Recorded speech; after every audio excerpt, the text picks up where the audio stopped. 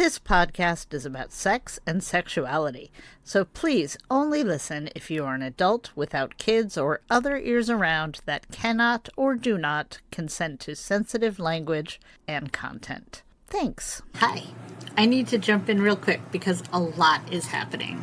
My ebook, Permission to Want Again, for women who have lost their spark and are ready to come home to their desire, and the free mini guide that goes with it are officially out in the world. And I am hosting the first ever Reclaiming You in-person retreat this April, which feels huge, sacred, and honestly really exciting. There's also a lot more coming. And social media is extremely unpredictable. The world is getting more conservative, especially around desire, pleasure, sex, and sexuality. And email is where we can speak freely. It's how we can stay connected, no matter what the algorithms decide. So please come find me at whatexcitesus.com and get on my newsletter. I promise not to bombard you. And now, on with the show.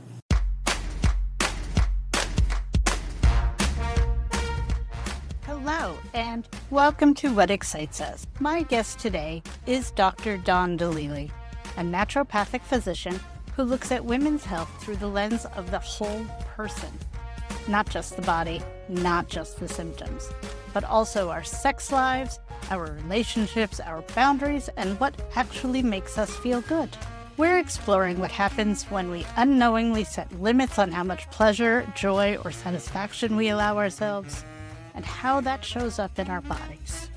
We also talk about sex, food, and health, and how they're all connected, and how shame, guilt, and shoulds mess with all of them. Please stay tuned and enjoy my conversation with Dr. Dalili. Thank you so much. Thanks for having me.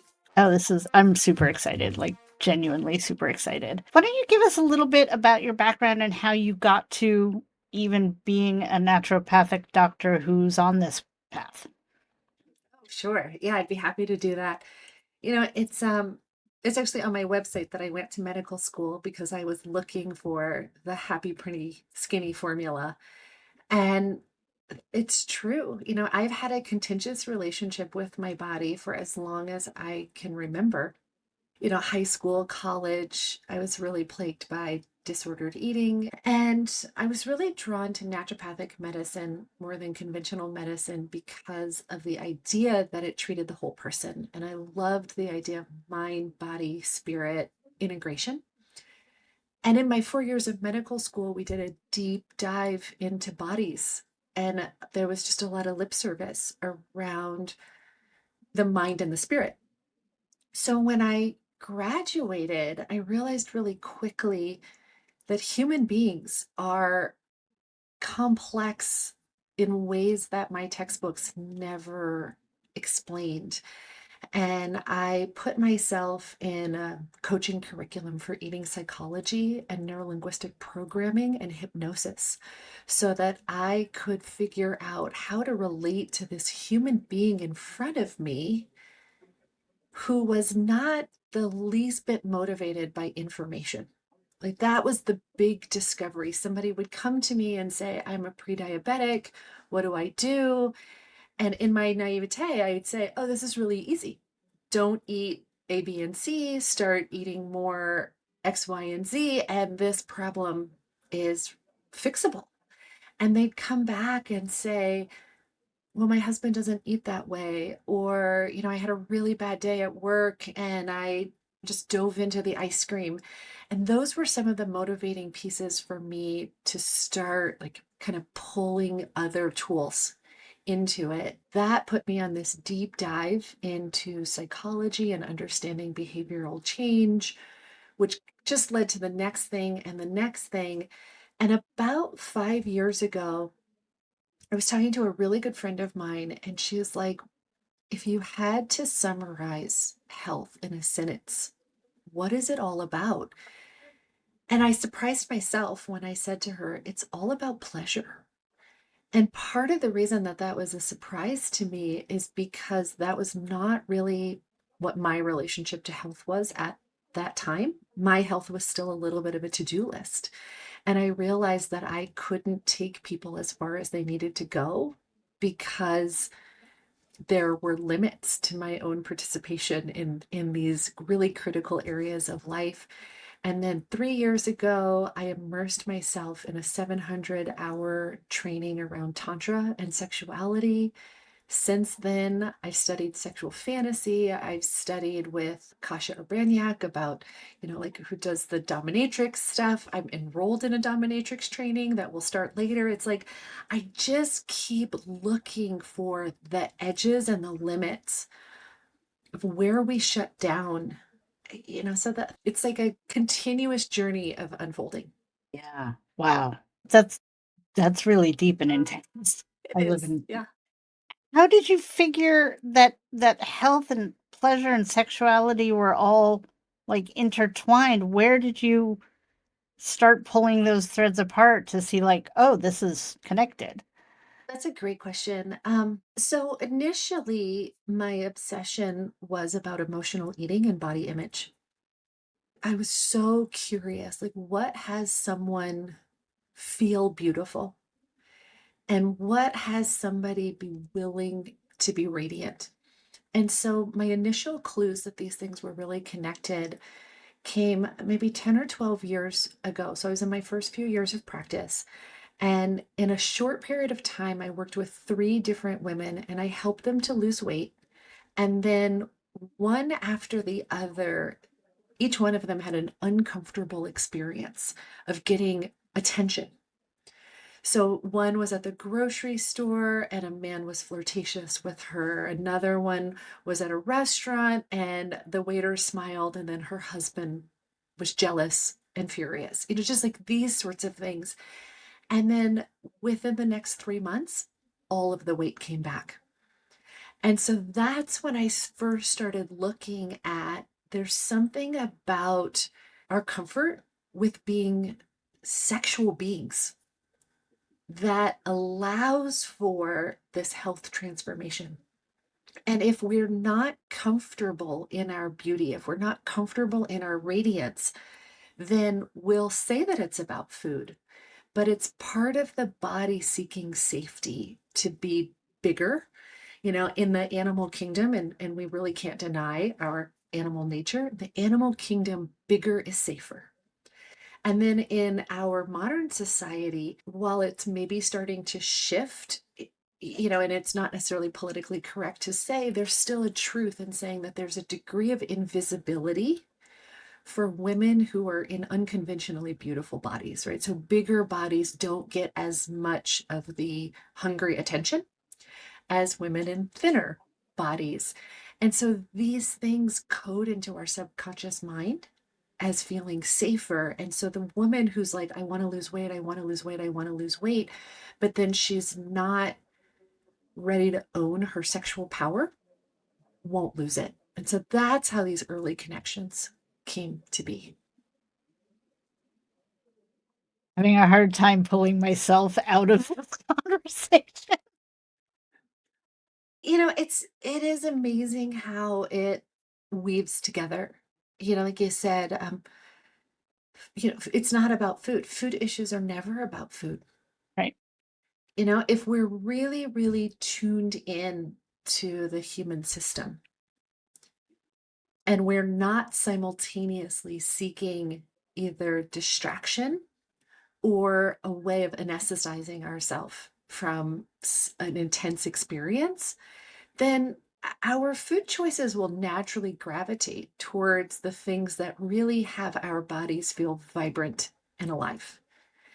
But when we're more motivated to take the intensity of an experience from a 10 down to a more manageable 3, 4, or 5, food like alcohol, drugs, porn, binge watching Netflix, they're all very, very reliable ways of shrinking the experience. And I think that's where really the connection around sexuality comes in, because I think that sexuality is probably the first place that most of us learned shame, and that most of us learned that the capacity that we were born into is quote unquote too big for others, and that we have to manage it and make it smaller.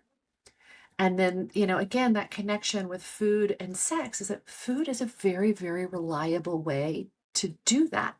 And so if we've learned I am too big, then, food is a way that we shrink that experience. Yeah, and also when we're feeling low or exhausted or just daily life is just it's very easy to sink into a chocolate bar or a bowl of ice cream or what have you, because that's Yes. reliably going to feel good, albeit temporarily. Yes. And, there are two words I think that you just said that are really important. One is reliable. Other people, not so much. But Ben and Jerry, incredibly reliable. There's no vulnerability in turning to Ben and Jerry. Whereas, asking our significant other or even our best friend, our parents, asking another person who has their own full life, their own complex experience to be there for us takes a tremendous risk. And many of us are unwilling to do that. But then the other piece of it, which you said, is it's temporary. And, I think that, again, food, like sex, in an ideal world is pleasurable in the moment that we experience it. And it's also pleasurable, let's say if I check in with myself 30 to 90 minutes later, that I'm still happy that I did it. I'm not in a shame spiral. I don't want to shower. I'm not in an ick sort of moment. And the next day, when I check in with myself, I'm still happy that I did it. Those are sort of the three measures of time to know, was it truly pleasurable as opposed to momentarily indulgent? It's brilliant. I love that. So I want to go back to the shame and the sexuality and how that's one of the ways that for a lot of folks it's the first time that we really deeply experience shame. How does that show up in the body and in the ways that we present ourselves? I think for women's bodies, it can often show up with menstrual symptoms, painful periods, irregular cycles, PMS. Actually, these things can, I think, sometimes be caused by internal shame, internalized shame. It's like when I hate this part of my body and all of my thoughts are about how awful it is to be a woman, I'm not really setting myself up for harmonious menstrual cycles. It's embedded in our language. Women come to me, Gwyn, and they say, oh, well, I have this concern and this concern. And of course, my periods are awful, but that's just normal, right? And I'm like, whoa, no. If you have any question other than how do I collect the menses while I'm living my life, we have something that we can bring into balance. Like, menstruation should be the easiest thing in the world. And it's just normalized again that like part of being a woman is having to deal with this inconvenience. And I think that our speaking and our expectation actually influences the way that we have that as a lived experience. Sometimes shame becomes present in the body through pain. Women, probably men too, but I just want to disclose for every man that I treat, I probably treat 49 women. So I will keep referencing women's medicine because it's where my experience is. But I would say chronic pain, chronic fatigue, even chronic migraines, which is a version of chronic pain, but people tend to separate them. Almost any chronic condition, I think, can be connected. If we connect the dots all the way back, we'll get to internalized shame that then plays out through the habits of our daily lives and then becomes the clinical symptom. Yeah, I'm absolutely convinced that fibromyalgia and other things are connected to long-term shame and stress and other complex PTSD sort of situations. Yeah. Absolutely. And even stress is now widely accepted as the number one cause of chronic illness, which is, Mm. I think, a great first step. But it's like, why are we stressed? If then when you look at stress, it's like, well, that's where the complex PTSD, the internalized shame, and I would guess that you're familiar with this with your work around sexuality, but so many people think trauma and they're still thinking what we might call big T trauma. Like if I wasn't raped, if I wasn't sexually molested, if I wasn't held at gunpoint, then I can't validate my own experience. But people aren't realizing that, when they're a girl playing amongst a bunch of people and somebody makes jokes about a fishy ice chest, or if somebody, has a heavy period while wearing white pants and they're humiliated, like these are things that become internalized, like the spectrum on what impacts our mental emotional well-being is massive, and most people are still largely disregarding their own history as having an impact, which I think is part of the stress cycle. Yeah, I absolutely agree. This society is just inherently traumatic, In many ways. especially if you are living in a woman's body. Yeah. Is helping folks release the shame one of your early tactics, or does that come later on down the line? It really depends on the person. It's a great question. One of the things that I'm overcoming as a physician is the expectation that when somebody comes to me, they're going to say, "Oh, I'm tired. What do I take for that? I have this problem. What do I do for that?" Even as a naturopathic physician, people are still kind of largely habituated to the idea that I will give them a supplement, change their diet, or give them an herb and make it all better. And so sometimes I'm working with somebody and I'll say something like, B12 will not fix a boundaries problem. If you keep saying yes when you are dying to say no, and that is the primary cause of your exhaustion, do not expect a supplement, a medication, or a dietary change to make a meaningful shift in your experience. And other people are like, "No, no, no, no, no.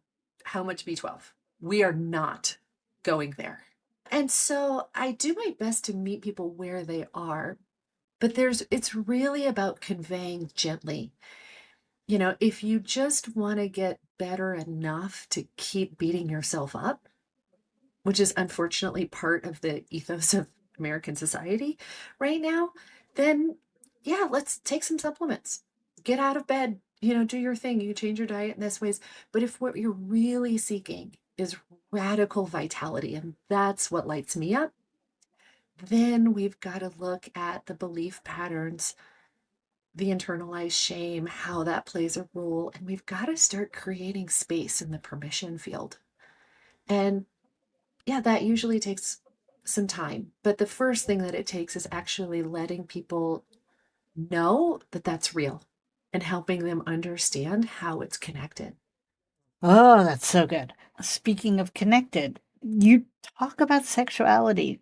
Very, very few physicians, naturopath or others, even are willing to broach this subject. I've even had gynecologists who were like, yeah, I don't really want to talk about sex per se. How can you have those conversations comfortably? How can you help folks with these topics? Because it is all connected, but most people don't want to talk about that. Well, I think the first step was doing my own work around it. I couldn't Mm. speak about these things comfortably until I was really comfortable in my own body and with my own experience. And I think that that's a big missing piece in education for physicians. And so you take people who come into the conversation with their own conditioning and their own limitations and their own discomfort, and they hold a field in which, this conversation is not okay. And it's part of why I have done, training after training after training, just to sort of immerse myself in a way of thinking. But then, a lot of it came, from there into like just connecting dots. A woman came to me maybe 4 years ago and said, "My husband has touched me in the same three places in the same order for the last 27 years. I'm bored out of my mind. I'm doing my grocery list when we're having sex. Do you think testosterone would help?" And I was like, no. Like, I mean, I get the temptation, it's like, it's coming from this thing, please let me just be broken so that I can be fixed. There was a real, there's a benevolence in that kind of thinking. If I'm the problem, then I can be part of the solution. But what became more and more clear to me is that if we as physicians collude with that kind of thinking, then we become part of the problem. Testosterone, as an example, is a very powerful hormone, and I do use it. I have no problems with hormone replacement therapy. Everything has a time and a place. But I think that it would be remiss and irresponsible of me to give a woman who's bored testosterone, because then I'm sort of hijacking her hormone system in a way that might facilitate self-betrayal. So instead of speaking her boredom, her horniness kind of takes over, but she's still not satisfied with anything. And so that led me to these deeper conversations. How do we help people ask for what they want? And you can't ask somebody for what you want if you don't know what you want. And I can't know what I want if I am living in a head that's being carried around by a body, but I don't live in a body. And so again, like, so much of our society is like, you're a head that is carried around from place to place in a body, but there's no disconnect. So it's like, well, how did we become heads carried around by bodies? And then starting to look at the commercials. I'm not much younger than you, but I think about the commercials of my childhood. And one that always comes to mind is a commercial that it's like, eat the chili cheese fries, take the purple pill. And so we're told, like, we're literally trained, ignore what your body says, take a medication, just shut it up. Everything that it has to say is inconvenient, and keep doing the thing. And it's like, well, why would I even believe something like that? So, I peel back another layer of the onion, and I start to think about the fact that in early school, I was taught that experts were adults. Experts were the teachers. Experts were the people in white coats. Experts were the police officers, or, like the systems outside of me.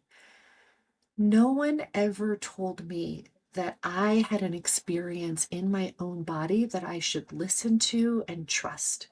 No one ever said, Dawn, you are your own expert. Listen, chew your food, drink water, pay attention, sleep when you're tired.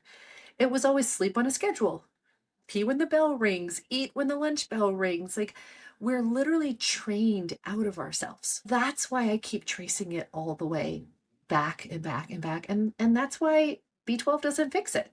It's like, we've really got to look at these systemic ways of thinking that have come out of conditioning.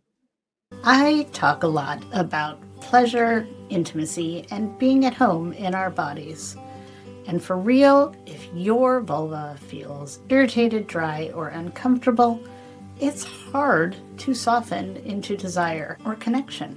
That's why I genuinely love Momotaro Apotheca.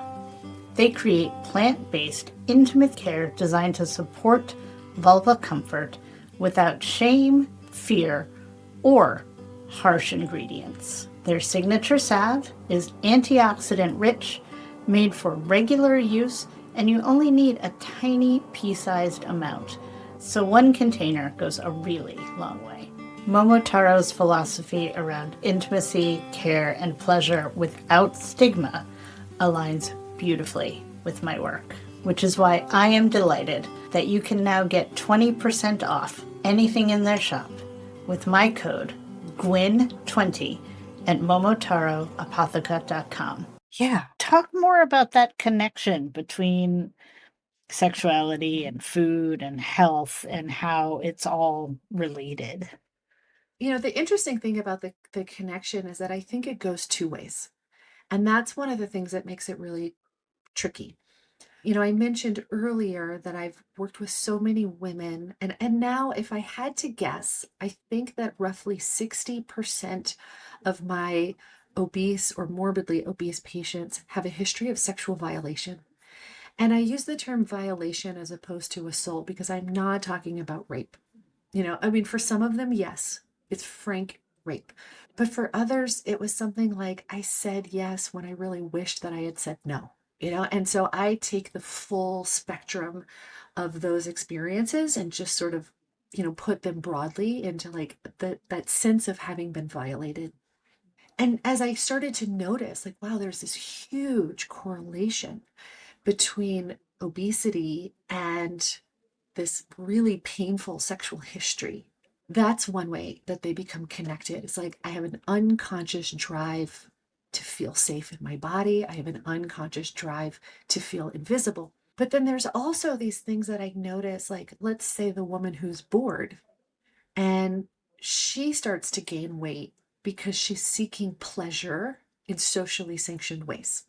So if I feel like it's wrong to ask for something new, unique, exciting, either my partner's going to make fun of me or I'm violating my family code of conduct by being a sexually expressive woman, then instead of seeking pleasure through the body, I mean, these things were designed, they're built for eroticism, arousal, and pleasure. And yet, if I've just like wiped that as a possibility from the table, then I still live in a body that's seeking pleasure. And now I just can't get it through sexual expression. And I'm more likely to turn that attention to sugar, refined carbohydrates, processed foods, like a reliable dopamine hit and one that I can do publicly. There's no scarlet letter written about the woman who ate cheeseburgers and fries and drank a beer, right? Like that's not the way that our society is brought up. And so it's like, oh, well, that's fine. Like you're actually a cool chick if you go do that, but you're dirty if you express that desire for pleasure in another way. Then like you could almost think of it as like a balloon, right? And we squeeze one side of it and the other side just grows. And then we're seeking pleasure, orally through food and things like that. The other connection that I see is like when there's a rigidity, with the person who is rigid about food is likely to bring that rigidity into all of their expression. And so then they're just rule driven and then there's no pleasure anywhere. Does that start to paint the way these things play out? Yeah, that makes a lot of sense to me. And it's a perfect segue to pleasure ceilings. Talk to me about what that means to you and how it plays out for a lot of us. So to me, a pleasure ceiling is how good I believe I'm allowed to feel. How much pleasure am I allowed? And so that's where I think of this glass ceiling. Maybe 10 years ago, I read the book The Big Leap by Gay Hendricks, and he talks about these upper limits, which, initially I understood, around relationship and career. Like it made so much sense to me. The person who just signed a deal or got a raise comes home and picks a fight with their spouse because we have this net goodness, it averaging out across all the buckets of life. But I start to see it in more and more places, and I really see it in health.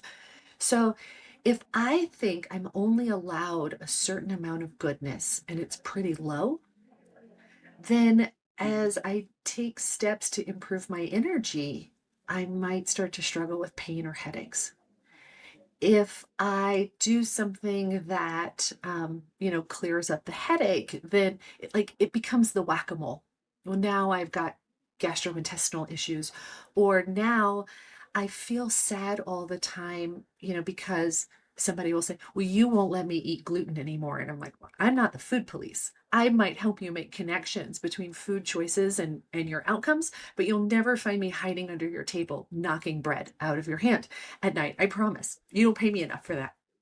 Yeah. But it's part of people's mentality is like, well, I can feel good, but wah, wah, woe is me. I had to give up the donuts for it. And so what I started to see in that is like, wow, you feel better, but you can't celebrate it.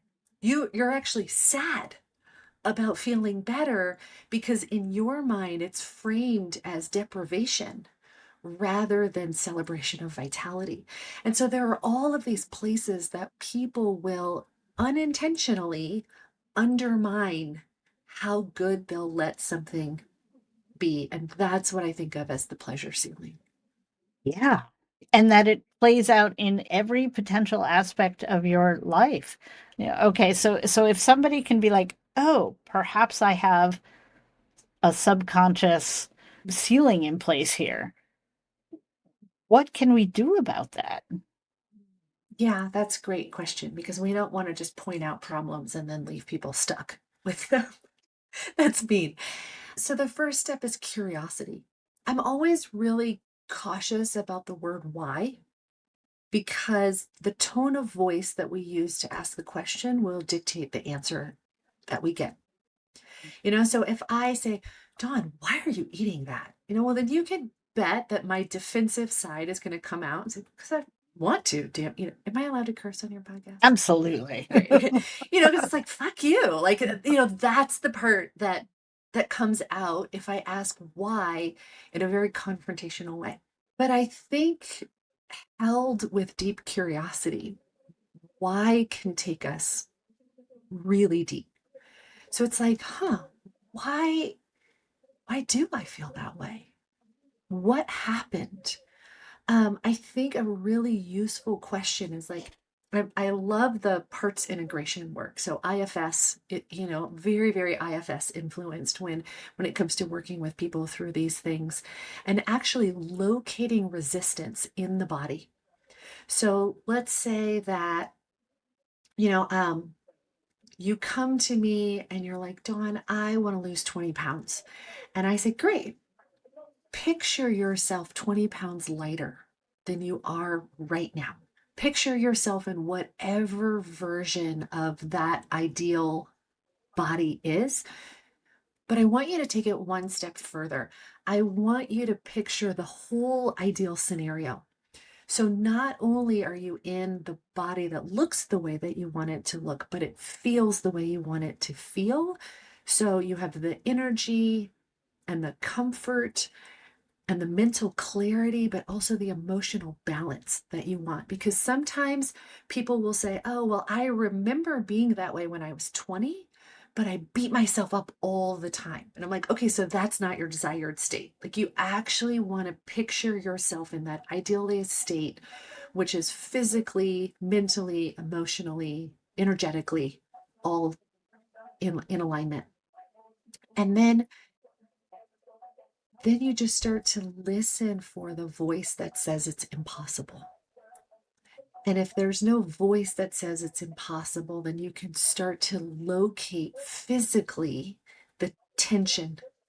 So many people will describe, and Gwen, if you want, you can try it with me now. I mean, you could picture yourself in whatever your version of ideal is, and then just scan for where is there a part of me that's tense?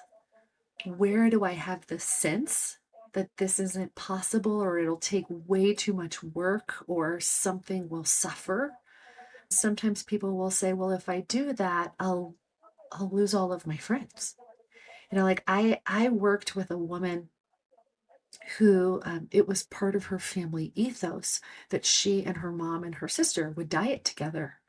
But that also meant they fell off of the wagon together, and then they got back on the wagon together, and then they fell off the wagon together, and they got back on the wagon together. And for her, if I succeed, I'm out of the club.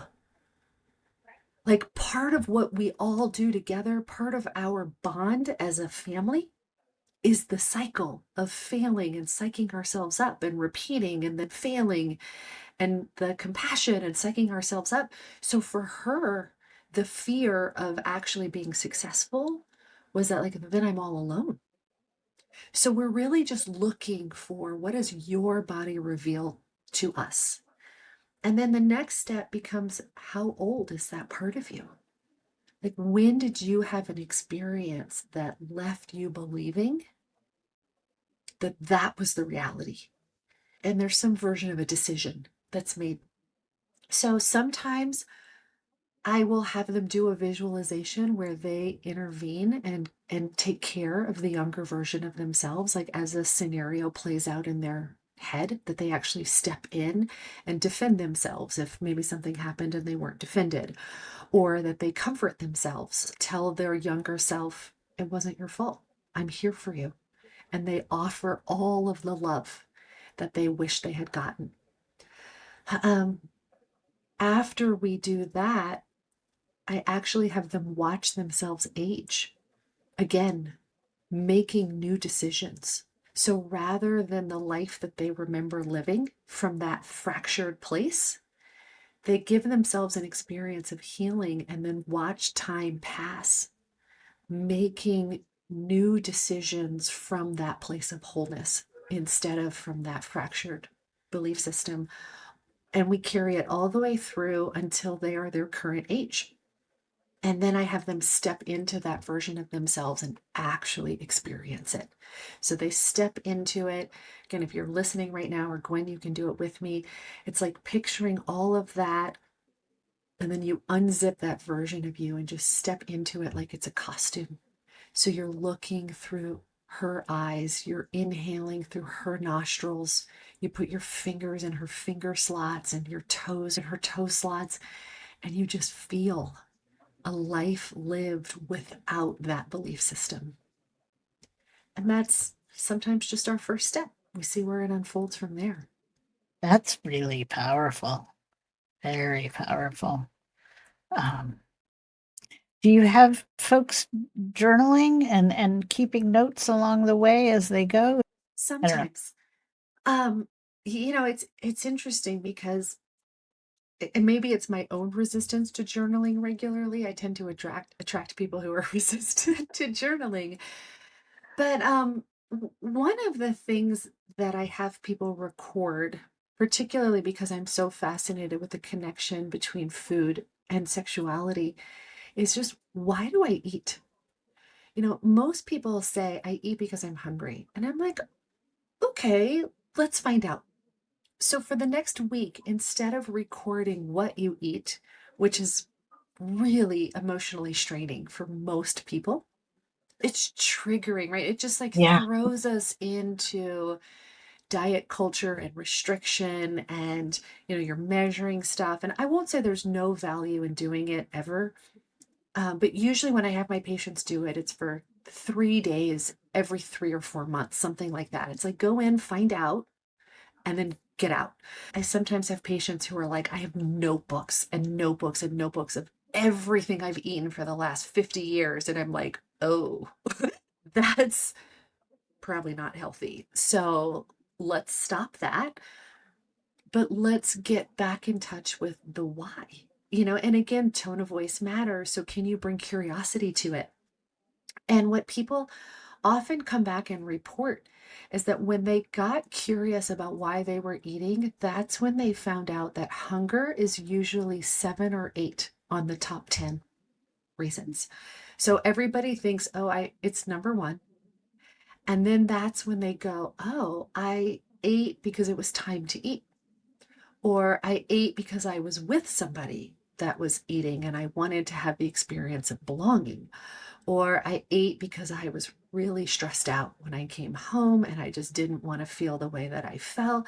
And so that's how we start to make these patterns, because it's only once they begin to surface and we realize that I'm using food as a coping mechanism and that something else could be more appropriate, um, then the lights go off. I worked with a woman recently who, when we first started talking about changing her diet, she started crying and said, I'm realizing that food is my only source of pleasure right now. And if you take this away from me, I'm not sure what I will do. And in that case, what I ended up prescribing, something maybe more from your world, but it was a pleasure practice. And so, when I'm working with somebody on a pleasure practice, and I'd love to know your thoughts on this, I'm really clear. I'm not talking about masturbation. There's nothing wrong with masturbation. It's great. I am pro all versions of pleasure. But when I prescribe a pleasure practice, it's about discovery. And so I will say to somebody, just don't even touch the genitals. Like, you know what's going to happen if you touch those. But why not stroke the inside of your arm really slowly and find out if you like soft touch or firm touch? Use your fingertips and then use the back of your nails and then try a pen and then try a feather and then try a chain. Like, just experiment with different textures at different rates and actually wake up the connections between your body as a sensing organ and your brain. And we start to build a bridge and make it safe to feel pleasure. And again, so sometimes we have to start with pleasure in non sexual ways because the wall against sexuality is still too tall to climb over. And so we have to make it very, very non sexual until we can make it sexual. Yeah, absolutely. I have two main missions in this world. The first one is it's okay to like what you like, and the second one is pleasure is crucial. It's Yes. important. And it doesn't need to be sexual pleasure. That just happens to be where I've studied and where I am and what I can help folks with. Going to see a movie with your bestie is pleasurable, right? And Yeah. so all of these things matter. So the practice that you were describing, the official term is sensate focus. Um, and yeah, Nice. absolutely. It is something that I definitely prescribe. I also often have people take themselves out on self dates. You are welcome to use that as well. Um, and the whole thing, like if you were taking somebody else out on a date, if you were going out on a date with somebody else, how would you start that? Is it a hiking date? Is it a dinner date? Are you going to a movie? Are you going to take an ice bath? Like whatever it is. And then if you are intending on masturbation, let's take the orgasm goal out of it. Um, Curious if I may ask, just because we're talking about building the muscle. And one of the things that comes up a lot, again, because of that pleasure ceiling, is that guilt is a reliable way to reduce the pleasure in an experience. And so if I do something that feels good and then feel guilty about it, then I've just upper limited myself.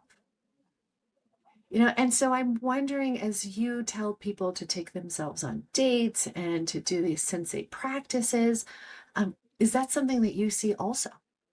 Absolutely. Yeah, absolutely.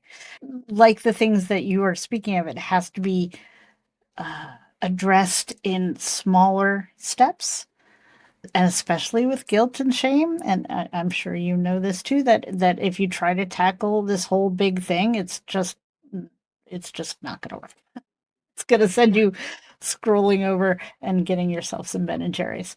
Um, because yeah, people, again, it's really benevolent, right? yeah, It's like, oh, that's too much. I need a way out, yeah. and then it's a And cute Ben and that's Jerry. yeah, that's too much comes up quite a bit.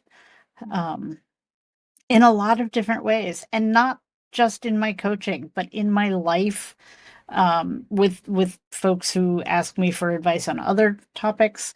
Um, how do you handle that when your uh, patients and clients come to you with that's too much? So help me understand specifically, or give me an example. Like, it's too much to do. It's too much to feel. It's What's too too much? good. It feels too good. Oh, it feels too good. It's too intense. It's too yeah, like I don't deserve this kind of pleasure. Is the underlying message. Not very many people actually say that. Um, Right. Yes. Okay. That makes a lot of sense. I worthiness, right? Worthiness and deserving, yeah. unavoidable in this kind of work. And something that made a really big difference for me, Gwen, I've done a lot of study with Alison Armstrong. I've taken every class that she offers, with the exception of her horse course, and I've done most of them 2 or 3 times, to like really dive in. And she helped me to flip the equation around worthiness and deserving. And I use these words interchangeably. Some of my patients will say I'm not worthy, others will say I don't deserve it, but I think at the crux They're speaking of the same thing. And what Allison helped me to understand is that most of us relate to deserving as a, like, we have to earn it. And so I have to do something, do something, do something, and then I get the reward. And when that is my perspective on life, at best, I can go from negative, right, a version of in debt, to neutral. But I can't ever get into surplus. And that's where vitality lives. If I can shift the equation and begin to ask, who can I be in the world? What can I offer? How can I show up? What do I have access to when I allow myself something? Then I can go from neutral into surplus. I can actually expand into positive ground. Unfortunately, and I say unfortunately because it's still often for my patients an other focused experience, but it's still a way in. So somebody might justify, for lack of a better way of saying it, I can be a better mom for my kids when I feel great. And therefore, I'm going to do these practices that help me feel great. Because if I'm happy, if I'm energized, if I'm comfortable in my own body, then I can run and play ball with my kids, and that becomes worth it. Or I can be a better wife, or I can be a better partner, or, some version. I haven't quite figured out how to fully crack the code where our first step doesn't include who I can be for somebody else. But I'll take it because it still has them in a practice that gets them experiencing something. And I find that if they can come back to the practice again and again and again, that sense of shame will begin to metabolize itself. Like they'll actually realize, I just touched myself and it felt good and no one died. I just touched myself and it felt good and the world didn't shift on its axis. I didn't get rejected from my family. Like whatever thing I was worried about, oh, it didn't happen. And then that becomes the doorway to continuing. And so if you need to frame it as, I'm going to be a better person and that means I can volunteer at the PTA meeting, great. Like, tell yourself what you need to tell yourself and do the practice, and then let the practice unwind you. Yeah. Yeah. Let the practice unwind you. I really love that. That's a great, great phrase. At the beginning, you talked about how we are, so many of us, heads being carried around by bodies. Can you suggest a small thing that we can do to start trusting our bodies again? I want to recommend a couple of things. And I would say a small thing is chew your food. Mm. Most people don't pay attention when they eat. And what I recommend to my patients is that one, they serve themselves on a plate and sit down and then eat without distraction. That is simply a way of unplugging from the world around so that you can start to pay attention to what the body is communicating. If I'm scrolling through my phone, checking emails, or standing in front of the refrigerator at the pantry, all of those things take me out of my body. A common thing that I see, especially of mothers, particularly mothers of young kids, is that they fix something for their kid, and as they're racing through the kitchen, they grab a bite every time. And then the body doesn't even have a chance to register that it ate something. And so part of the way we build the bridge is by unplugging from the distractions just for 10 minutes. Okay. Like, you don't have to do it for an hour. It doesn't have to be an intricate practice. But if you could just serve yourself on a plate, sit down and say, I'm going to give myself this time to eat this thing. Then the way that I conceptualize this is that I think that we have an emotional body and a physical body, and both of them need to be fed. And when we're running around and eating on the go, the physical body gets the calories and the macronutrients and the, I mean, ideally there's some nutrition in there, depending on what you're eating, maybe, maybe not, but you still get all the calories and the stuff. But the emotional body is still saying, I'm starving. I'm starving. I need you to feed me. And when we can slow down and eat without distraction, the emotional body gets fed first and then it quiets. So then, as we chew our food and swallow, the physical body has a chance to start communicating to us. And it says, I actually had enough. And so you can stop now. And that to me is the first bridge towards trust, is that I can actually listen and you'll tell me something. And if I respond, I feel better. Pain is another really interesting thing. I did a summit I called it the Desire Dialogues, and I interviewed 18 people around sexual desire earlier this year. And a therapist said to me, pain is the body's perception of threat. And I can't believe I never quite conceived of it this way. What we tend to do when we feel pain is medicate it. We take either an anti-inflammatory or an analgesic, and we tell it to be quiet. And then we do the thing that causes more pain. And so if you want to start trusting your body, stop telling it to shut up. Stop telling it that what it has to say is inconvenient. I think you could take it a step further by saying thank you. So if your knee hurts, say, wow, thank you for telling me that the way that I'm moving feels threatening. I really appreciate the information and I'm going to make an adjustment. And the more that we validate and acknowledge and express gratitude, then the more the body will go, oh my God, thank you. Like you actually listened to me. Thank you. And ironically, it hurts less when it doesn't have to scream at us in order to get our attention.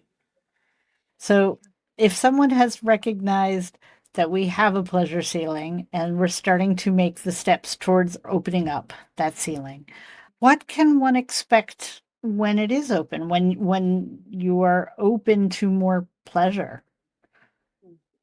My answer might surprise you, particularly again, keep in mind, I work with women. And as women feel better, default behavior will have them do more.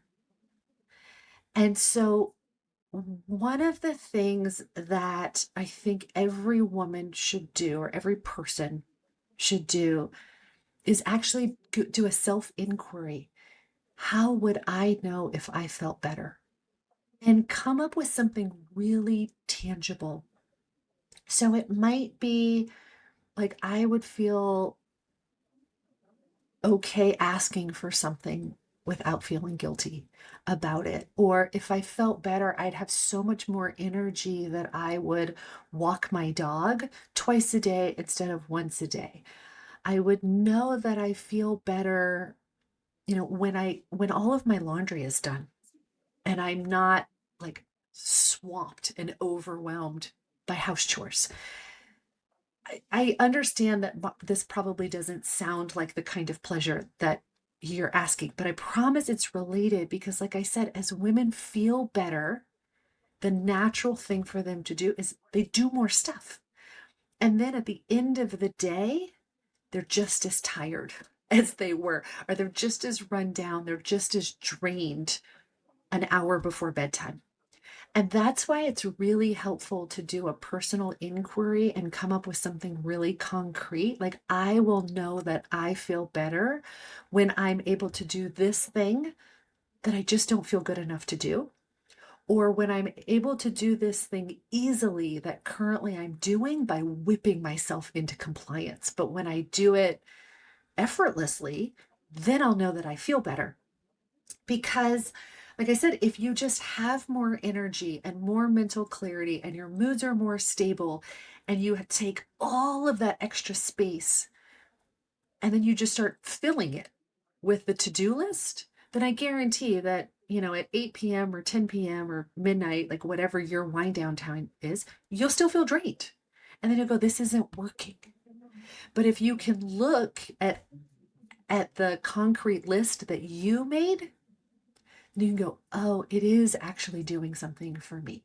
Because to me, that pleasure, ceiling, and vitality go hand in hand. They're actually inextricable.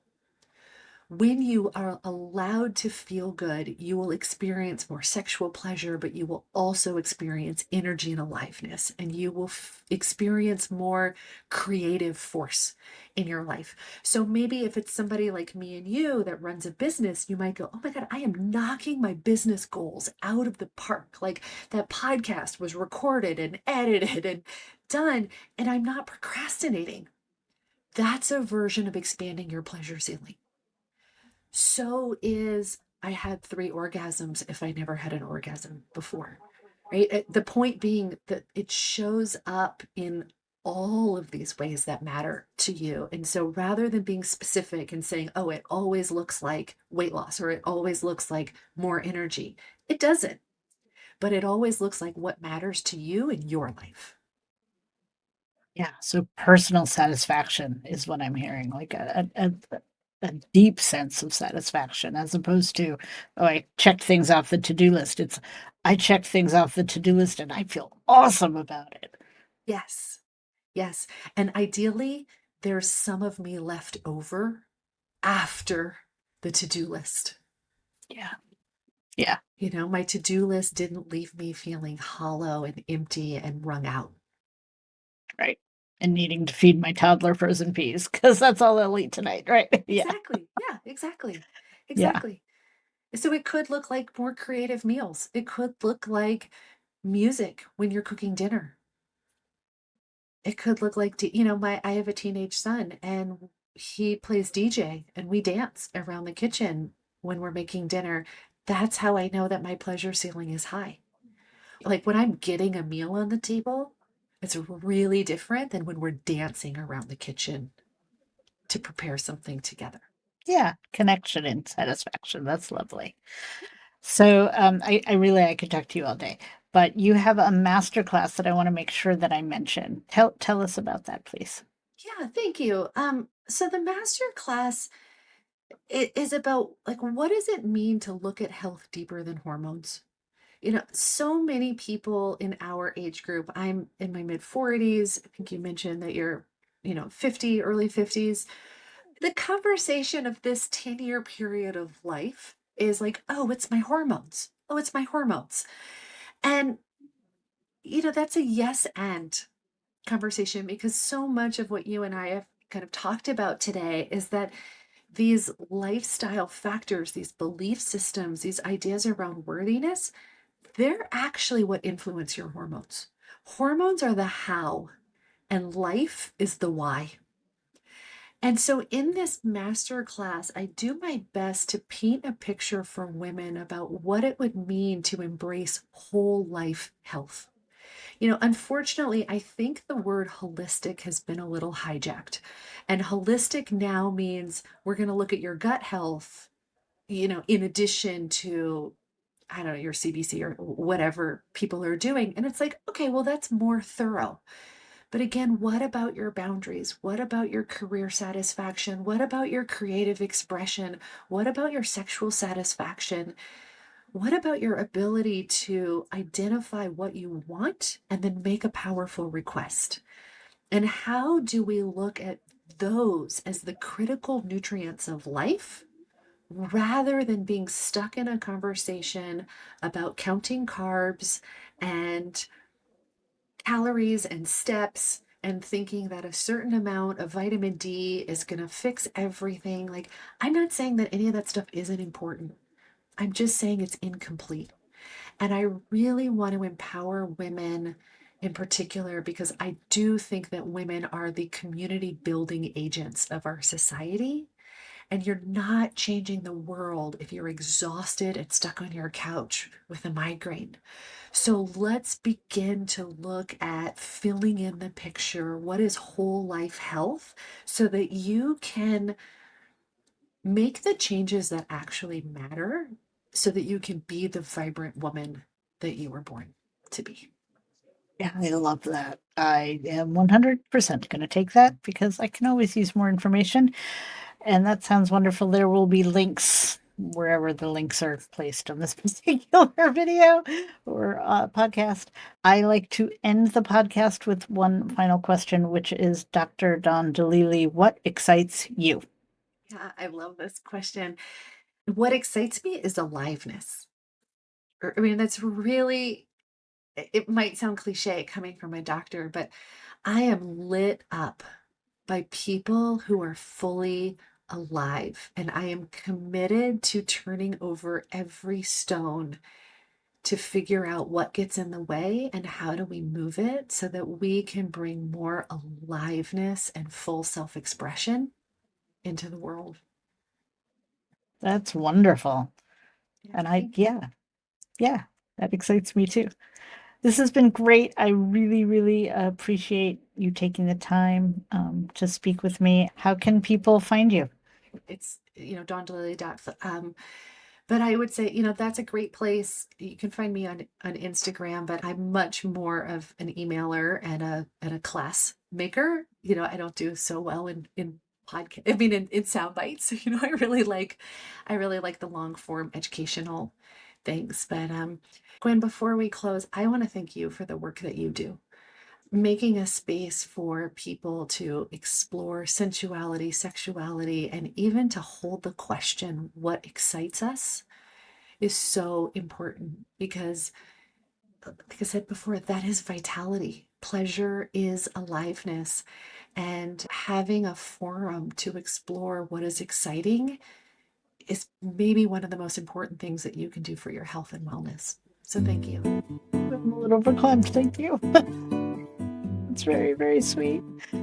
Please be sure to visit Dr. Dawn Dalili at her website, dawndalili.com. That's DAWNDALILI.com.